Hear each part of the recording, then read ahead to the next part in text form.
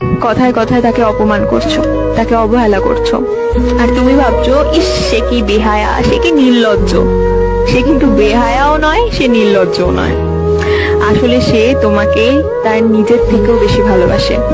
তাই পৃথিবীতে এত অপশন থাকার পরেও সে তোমার কাছেই পড়ে আছে।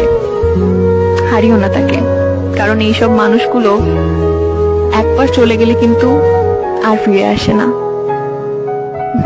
আমার প্রিয় মানুষটাকে যে পাইলো, তাকে একটা কথা বলতে চাই যে আমি এত সাধনা করেও তাকে পাই নাই, আর কেউ একজন সাধনা ছাড়াই তাকে পেয়ে গেছে।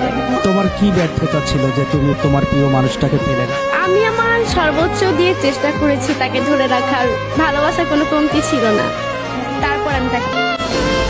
ছেলেদের কাঁদানো এত সহজ না। একটা ছেলে রাস্তাঘাটে মার খেয়ে পড়ে থাকলেও সে কাঁদে না। তাকে তার বাবা মা ইচ্ছে মতো বকা দিলেও সে কাঁদে না, বরং শান্তি পায়। তাকে ক্লাস টিচার বেদ দিলেও সে কাঁদে না। তাকে তার প্রিয়জন রাগ অভিমান করে যদি একটা থাপ্পড় দেয়, তবুও সে কাঁদে না, বরং সেই থাপ্পড়ে সে ভালোবাসা খুঁজে নেয়। এক কথায় বলতে গেলে ছেলেরা কাঁদেই না। ছেলেদের কাঁদানোর একটা সহজ উপায় হলো তাকে অবহেলা করুন, তার থেকে গুরুত্ব কমিয়ে দিন, তার প্রতিটা কথা এবং অনুভূতি হেসে উড়িয়ে দিন, তার ভালোবাসাকে মজা হিসেবে নিন। তবেই ছেলেটি কাঁদবে, তবে রাতে কেউ জানবে না।